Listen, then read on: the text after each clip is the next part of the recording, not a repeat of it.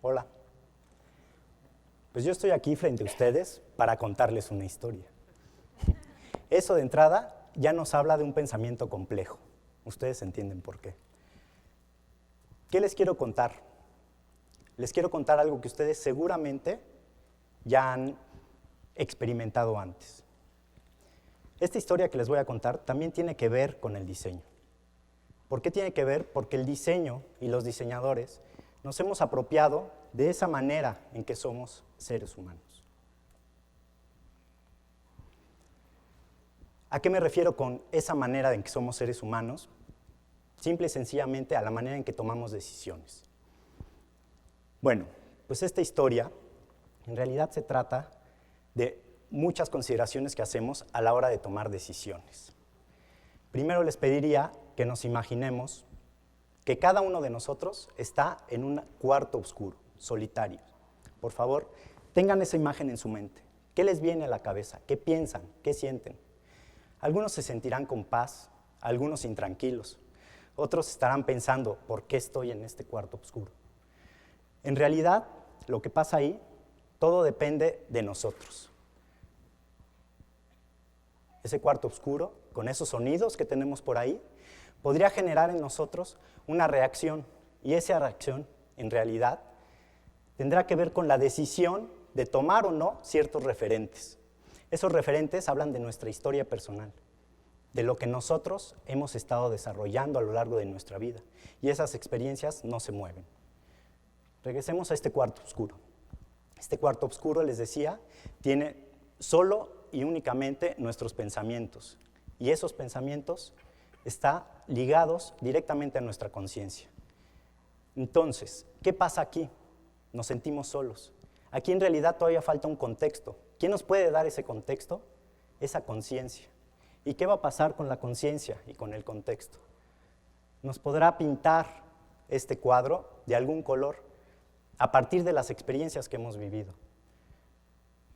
Esto podría ser una imagen de muchas otras historias. ¿Cuántos somos aquí? Más de 100. ¿Cuántos son allá en el mundo? Muchos más. ¿Qué pasa entonces? Si se fijan aquí podemos ver diferentes burbujas, cada uno aislado con su propia percepción a partir de las experiencias. Pero bueno, en ese momento, ¿cómo nos podríamos sentir? En un acantilado, solos y sin saber hacia dónde vamos. Eso es la incertidumbre. Les decía que también iba a hablar de diseño. Los diseñadores tomamos a la incertidumbre de una manera positiva. De hecho, todos lo hacemos en la vida cotidiana. ¿Qué es lo que hacemos? Tomamos esa incertidumbre y avanzamos. ¿Avanzamos a partir de qué? De reconocernos aislados y de 7 poderes que tenemos por ahí y que son los que quiero compartirles. Regresemos a la historia. La conciencia. Ahí la tenemos. Veamos que esta es una gran heroína.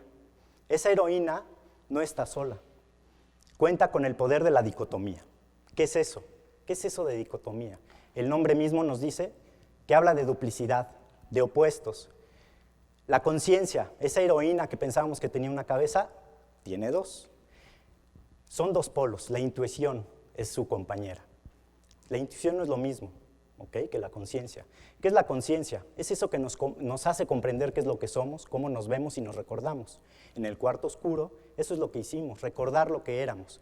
La intuición, en cambio, es aquella que nos dice cómo reconocer o comprender las cosas instantáneamente sin ningún pensamiento racional. ¿Eso qué implica? Podríamos ponerle 2 nombres diferentes a estos 2 pensamientos: conciencia, razón, intuición, lo emotivo. Eso me lleva a un segundo poder. Ya tenemos a la dicotomía, no se les olvide, por favor. Este segundo poder, el de equilibrio dinámico, ¿a qué le suena? Equilibrio suena a algo estable, pero este es equilibrio dinámico y viene justo de la termodinámica. ¿De qué nos habla? De que tenemos que estar abiertos. ¿Abiertos a qué? Al entorno. Un ejemplo claro del equilibrio dinámico es nuestro cuerpo.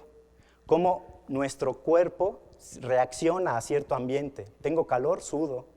Tengo frío, empiezo a temblar.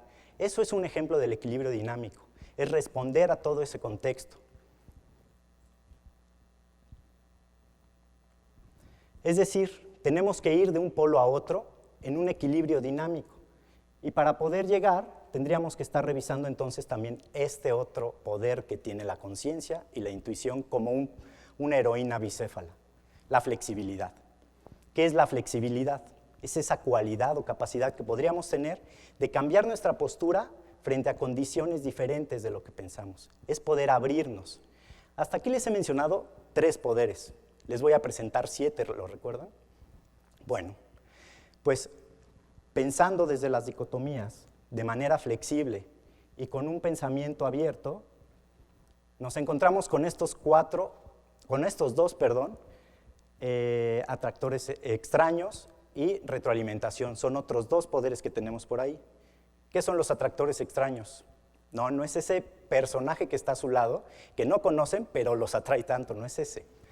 Al contrario, son estas cosas curiosas que encontramos por ahí, son estos elementos que pueden llegar dispersos, caóticamente, a hacernos pertinencia en algún momento. ¿Y qué es la retroalimentación? La retroalimentación es estar constantemente en un flujo. ¿Qué elementos podríamos tener o qué ejemplos le podría dar de atractores extraños? ¿Qué ha pasado con ustedes? Por eso les decía que nos vamos a acordar. ¿Qué ha pasado con ustedes cuando están en el baño? ¿Cuántas veces no hemos gritado eureka? El típico eureka, porque se acuerdan cómo solucionar algo. ¿Y qué pasó? Lo que pasó a lo mejor es que se les cayó el jabón. Bueno, no entremos en esos detalles, pero lo ligaron directamente a un problema que tenían. La retroalimentación implica empezar en un punto, terminar en otro, pero volver a empezar a partir de ahí. Hagamos una pausa. Les acabo de decir varias veces que tenemos 7 poderes. Estos 5, ¿cómo los podemos aplicar después en la vida cotidiana? A partir de bifurcaciones, de hacer conscientes esos pequeños caminos o esos caminos que se abren ante nosotros. Es decir, en todo momento de decisión, recuerdan que ese es nuestro hilo conductor, en todo momento de decisión, las bifurcaciones están ahí y tomamos conciencia, si tomamos conciencia de ellas, a partir de todos estos poderes que se van acumulando, no son aislados, podemos llegar a un punto en el que la decisión que tenemos sea la pertinente. Y finalmente nos encontramos en un camino, ese camino que puede ser fractal a partir de diversas bifurcaciones. ¿Qué es la no linealidad? Comprendamos el opuesto. ¿Cuál es el opuesto? La linealidad, un proceso, una secuencia, un primer paso, el segundo, el tercero. Otro ejemplo. En diseño, hay quien ha comparado nuestro quehacer como una receta de cocina. Vayamos por partes. Yo no soy chef, pero les voy a intentar platicar cómo se hace un pastel. No tan allá vamos a llegar. Pero entendemos que primero tenemos que mezclar los ingredientes. Antes de meterlo al horno, tenemos que enharinar después de engrasar un molde. Vertimos la mezcla en el molde, lo metemos al horno y ¡tas! ¡Qué bonito pastel! Esponjoso. ¿Qué pasa si en realidad de que echemos la mezcla toda completa, nos faltó ponerle la levadura y ya está en la mezcla en el molde? ¿Qué pasaría? Empiezan a mezclar rápidamente, mezclan. No pasó nada más que le dimos en la torre al proceso. ¿Por qué? Porque le quitamos la harina. Bueno, ni modo, saldrá mal, se pegará. Lo metemos al horno. ¿Y qué pasa? Que no se mezcló bien. Entonces, algunas partes se elevan y otras no. En el diseño no pasa eso. En el diseño tenemos un proceso no lineal. ¿Eso qué implica?